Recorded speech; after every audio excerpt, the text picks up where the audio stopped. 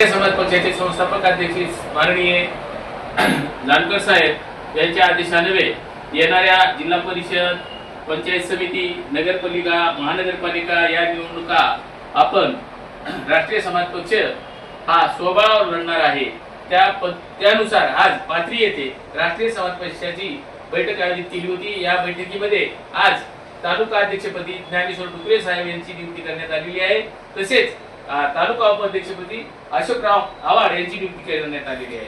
आता इथून पुढे तालुका अध्यक्ष आणि उपाध्यक्ष या दोघांनी मिळून येणाऱ्या या जिल्हा परिषदेच्या 4-5 सर्कल मध्ये त्यांनी इथले उमेदवाराची चाचपणी करावी आणि पंचायत समितीचे 2 उमेदवार आणि जिल्हा परिषदचा 1 उमेदवार अशा पद्धतीने त्यांनी इथं रचना करून इथले उमेदवार व इच्छुक उमेदवाराची त्यांच्याकडे त्यांनी माहिती घेऊन जिल्हाध्यक्ष यांना कळवावे। त्या पद्धतीने तुम्हा दोघांचा विचार करून आणि इथल्या उमेदवारी आम्ही फायनल करू।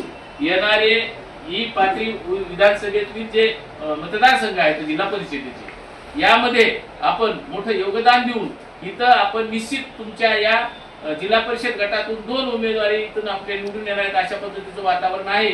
आम्ही सगळ्यांशी चर्चा केल्यानुसार कळलेलं आहे। त्यानुसार राष्ट्रीय समाज पक्ष पाथरी मतदारसंघातून पाथरी तालुक्यातून ज्या जिल्हा परिषद जे गट आहेत त्याच्यातून आमच्या निश्चित आम्ही या ठिकाणी निवडून येऊ अशी अपेक्षा करतो।